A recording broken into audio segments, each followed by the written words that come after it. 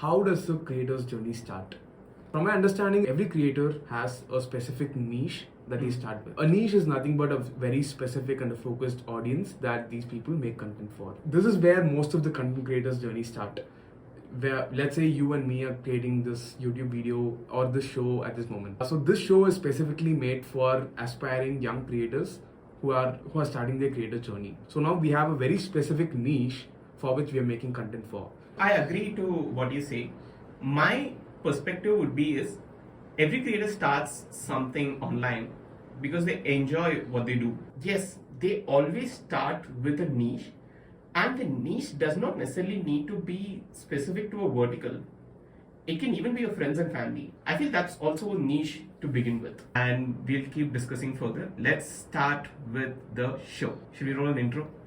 Oh yeah.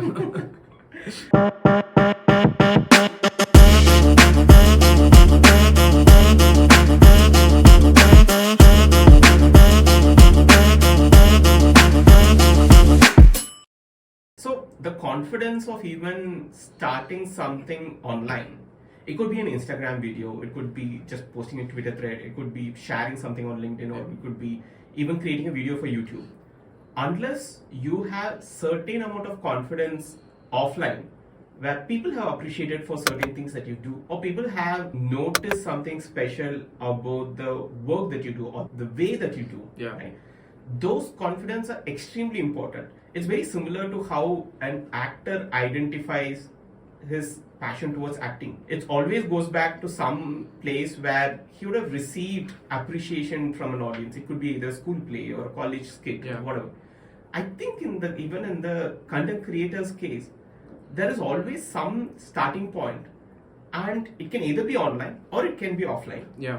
where they start thinking in a certain direction. Yeah. For example, you could have traveled with your friends and everyone could have taken a photograph, but your photograph stood out Yeah. because you had an eye for detail Yeah. in capturing certain essence of the nature. Yeah. Or let's talk about a case where you are an educator.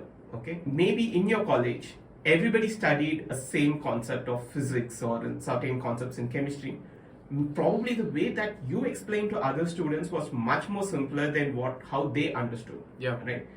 Each of these validations across our different walks of life gives us some confidence to say, hey, can I do this repeatedly? Can I get validation repeatedly? Yeah. Right.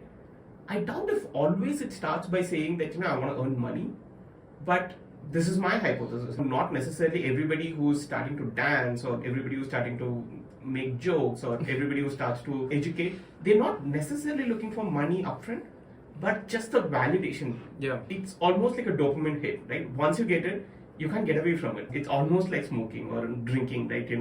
Where once you start feeling that appreciation, you're longing for it. And there are few people who actually put in that effort to keep repeatedly doing it. What content creation on internet has done has taken this art of your talent, it has taken this art of to millions of, probably a generation before, even my parents. Like say for example, my mom, she had this beautiful talent of drawing, let's say, she had a beautiful talent of drawing mandalas, or she was interested in painting, or she liked a little bit of singing. Those are all considered hobbies. Yeah. Nobody really thought those one could actually make a career. Yeah. Because the people who made career out of singing, the people who made career out of drawing, were the top 1% people. You either become an artist, you become a singer, and singer, that means that you go into mainstream media and stuff. Yeah. But there were 99% of other sets of people who had the talent. Probably they did not have the luck. Probably they did not have the path, right? For them, for people like them, social media, I think, is a huge advantage. Yeah, definitely. So, coming back to the question you asked, yes, they always start with a niche, and the niche does not necessarily need to be specific to a vertical. It can even be your friends and family. I still feel that's a niche. Yeah. Right? Even if you're posting something where 100 of your friends or 200 of your friends are singing, they're sending you a like or they're sending you a comment, is good enough. Yeah. I feel that's also a niche to begin with. Yeah, definitely. And to add to your point, what you were saying, that the validation that you have been getting in the offline world pushes you to create something on the online world, right? Let's say in our mom's generation also, they would have gotten the offline validation that would have still been there. But then the problem was they did not have it wasn't easy for them to create content online. And that's what platforms like YouTube, or even let's say now TikTok has created, right? Now you can just pick your phone, and then the ease of content creation has decreased to so much extent that you can just pick your phone, hit record, and then just publish it. So the barrier of putting something online has come down very low. And then also the dopamine hit that you are talking about, it has the feedback loop has been decreasing and decreasing to an extent where now you can post a 10-second video and then you get a feedback loop immediately after 1 minute or something after posting, right? Right. So that's the once you reduce the barrier and also account for this dopamine hit, you actually let more and more people to come into this industry. And then not everyone will become a creator, that's not the point, but at least they get a chance of putting themselves out there and then seeing what sticks and if they want to do it or not. Yeah. So definitely the barrier to entry has reduced. Yeah. Now the barrier to virality has actually increased. Yeah. Let's go back in time a little bit. Let's take YouTube. Yeah. The first YouTube video was the one uploaded by one of the YouTube founders himself. So he went out to a zoo and he was showing some of the animals in zoo. So you could see him in the front of the camera, and there's I think an elephant, and there was an elephant behind him. And that's the first YouTube video. So the idea of YouTube itself was to upload things that were interesting but not staged. Right? The goal was not to say that, hey, one day this would replace cinema halls. Yeah. But Netflix started that way. Netflix started by saying that, hey, we would replace cinema halls one day. But YouTube's idea was that, if you remember in olden television, there was a very famous sort of section, majority of the television programs, called the America's Funny Videos. I think it was called AFV, where people across the country, they would send these funny clips that they recorded in the camcorder, and they would send it to this television network, and then they would cut them into different pieces, and then they would telecast them for 30 minutes. So YouTube probably started as a place where you could upload these interesting videos for other people to watch. Yeah. You don't have to wait for the television to telecast them, but anytime, anywhere, you could just go search something interesting and then they could watch it. Right? Yeah. I vividly remember 10 years back when I was in 2011, 2010, there was a viral video called Charlie Bit My Finger. Yeah, I know Right? that. You know that, right? Yeah. So it gained a lot of millions of views. Yeah. Right? Now the thing is, today, for me, I can recreate Charlie Bit My Finger, right? If I had a child, no. Anybody who has a child can probably recreate Charlie Bit My Finger, but it's not going to get as much virality probably what Charlie Bit My Finger got, because the possibility of doing this, because the number of people who could possibly do Charlie Bit My Finger has increased, right? Today you need to be Mr. Beast to actually stage like a mega set and bring in actors, have a big script, and put out like a play which to gain like millions of views in few days, right? Even though the barrier to entry has reduced, I think the barrier to stardom has actually increased. I think even TikTok started the same. It started where people posted candid videos. Then as more people started getting into the platform, the early adopters had to change their game because they need to up the game. Correct? Yeah. Probably I was dancing in my balcony. Probably I was dancing in my living room. Probably I was dancing in my kitchen. Right? Now then immediately there are 10,000 people dancing in their kitchen. What is the advantage that I have? Yeah. If I had to maintain my own set of followers, then I need to up my game. Yeah. Then you're investing in equipment, you're investing in storytelling, you're investing in production, and then you're upping your game. So any platform when they start, probably the barrier is really actually low. Yeah. Then as the number of people increase, then the barrier to stardom increases. Yeah, definitely. And then it also comes with consistency. Mr. Beast, if let's say he would have recreated the Squid Games, let's say hypothetically he had all the money and he recreated the Squid Games in real life and posted a YouTube video, but then that was his first YouTube video. Then his stardom, people would have forgotten, they would have not known Mr. Beast created Squid Games. They would have said that someone on YouTube created Squid Games in real life. Yeah. And that would have been totally different. And he could not have built a career on that single idea or the single budget, and everything comes with consistency. And he just keeps posting at least one video every 2 weeks or 3 weeks. Yeah. That is of that scale, and then he's keep on pushing the limits of what YouTube videos can be. Right? No, let's say if Mr. Beast had posted the Squid Games recreation as his first video, most likely people would have called him a madman. Yeah, exactly. Right? Yeah. Today also people might call him a madman, but that's in a different context. Yeah. So if I or somebody else has created Squid Games at that scale, they would have wondered why are they doing it? Yeah. Right? Why did they spend so much money? Yeah. Now that you have traveled with the journey of Mr. Beast, who this person is, what their ideology is, what do they stand behind, now you understand where the Squid Games fit in. Yeah. And that this person has consistently surprised you with what this person could do. Yeah. And then you're becoming a part of their journey. And I think that's the beauty of YouTube. Right?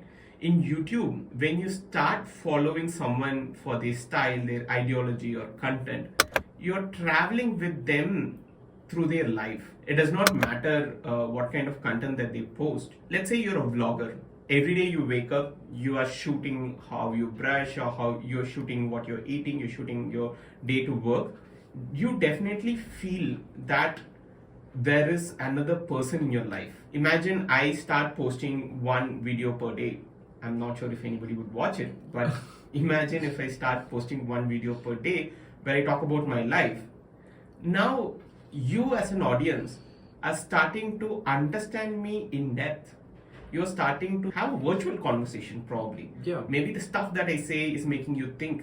The stuff that I probably show you is making you think about the relationship that you share with other people. It could be your parents, it could be your partner, whoever it is. Yeah. Right? So indirectly somehow I'm making an impact on you. So this is one type of relationship that we share. Now the other type of relationship, let's take someone like Tanmay Bhatt, or let's take someone like Mr. Beast. Those people are not necessarily vloggers. Tanmay Bhatt, yes, he does some vlogging, but majority of his videos are reaction videos, or the videos that he does it in some forms. He does finance videos. He has a diverse set of skill sets and he's all over the place. Now, even though he's not necessarily vlogger by definition, you are little appreciative of his journey. Yeah. You know that he started All India Bakchot and he was one of the early movers in the Indian content creation space. Then there was a downfall of that particular media company, and then he has rose back, and then he has gotten his followers. Now he's completely changed the path of how to create content. Yeah. Correct. We still appreciate it. We still feel that the story is inspiring for a lot of people to in their daily lives. Yeah. Right? We do have the inspirational figures. They've always existed in media. They've always existed in politics. They've always existed in history. Right? Now, we don't necessarily feel that we could be them. For example, I could read about Vivekananda, I could read about Gandhi, I could read about Nelson Mandela, and all of them, they're inspiring. I could probably take some ideas and ideologies to my life, but I cannot even think for a minute that I could be Gandhi. Yeah. Right? Not necessarily everybody wants to be Gandhi, but I'm just saying. But for someone like Tanmay Bhatt, or even Casey Neistat, or let's talk about Mr. Beast, right? There is a ray of hope saying that because the barrier to entry is so low, there is a possibility, if I put in the enough effort and if I bring in some consistency, I could beat them. Yeah. Now, I think that's the differentiation between a celebrity or an inspirational celebrity or a celebrity on YouTube. Yeah. They are probably figures, like in your extended family, you feel that if they have done it, I could do it. I could relate to this to some extent. To give context, I wanted to be a filmmaker when I was since my 8th standard, and then I used to watch a lot of movies and all of these things, and I never ever knew how they became like how they achieved so much. Right? I could never imagine following the path of Mani Ratnam, who has created so many movies, and even his first few movies were a super hit. Right? I could not even visualize the path of these creators. On the other hand, I was following Casey Neistat from a very long time, and I very badly wanted to be Casey Neistat because all I needed to do was pick up a camera, film videos every day, sit and edit every day and hit the publish button, and that's all. You don't need the permission of producers, you don't need the permission of the distributors or any of those people, right? All you need is you need to develop your storytelling skills, your craft, and then you just need an internet connection, a good idea, and then a phone. This is what Casey Neistat says in a video. Yeah, that's very inspiring for a lot of people. And then that's when you start to see the path that you want to be. Like, you clearly know where you want to go, right? I think they are able to change a perspective in you. For example, Casey Neistat posted one video a day for 3 years, right? How many years? For 3 years, I guess. More than 3 years, yeah. Yeah, for more than 3 years, every day he posted one video. He documented his life. He talked about what is going through in his mind, what is going through in his life, and all of it. Through his lens, I'm talking about a physical lens, but also I'm talking about a mental lens of how he views the world. He makes the city more beautiful. Oh yeah. He makes the work that he does more beautiful. He makes the idea of filmmaking even more beautiful. Camera at the end of the day is just a tool. Yeah. It will do whatever you ask it to do. You take it and capture a staged play, and it becomes cinema. If you take it and capture life, then it becomes a documentary, right? Now, Casey Neistat took the camera and he captured something which was both documentary and also cinema. Yeah. So that was the beauty of it. Then for long we've been having these boxes, and he all of a sudden breaks it. Yeah. And says that, hey, you know what? It's as simple as this. So we earlier had, what are the kind of narratives that we used to see? It was either big pictures that you see in the movies. It could be Avatar, it could be Marvel, and all of it. It's in a bigger scale. You have a time limit that says that the show has to run for 3 hours. These are the actors, and there's millions of dollars that is going into it. Or come to small screen, where you had web series or even TV series, right? You at least had a direction of where this was going. Let's take something like Friends. Let's take something like Big Bang Theory, or let's take something like How I Met Your Mother. You knew the characters. You started writing it. You wrote 1 season, you wrote 2 seasons, and as the characters started developing, you kept writing seasons. But you knew that at some point in time in Friends, you need to give a conclusion to Rachel and Ross, right? You need to figure out what is the final scene between Monica and Chandler. So you knew that this is where it will conclude. You don't know what the conclusion is, but you knew that. But that's not the case with Casey Neistat. So in Casey Neistat's case, what happens is the life goes on. Yeah. You don't know what is going to come tomorrow. You don't know when it is going to end. Yeah. And every day he's shooting his daily life. And that's the kind of similar life that you're living. Probably not in New York, but still in Bangalore. You do have a family, you do have friends and stuff like that. If he can see his life beautiful, why can't we see it? Yeah. Right? And why can't we capture it? Is the kind of inspiration that we start looking at it. Let us know what you think.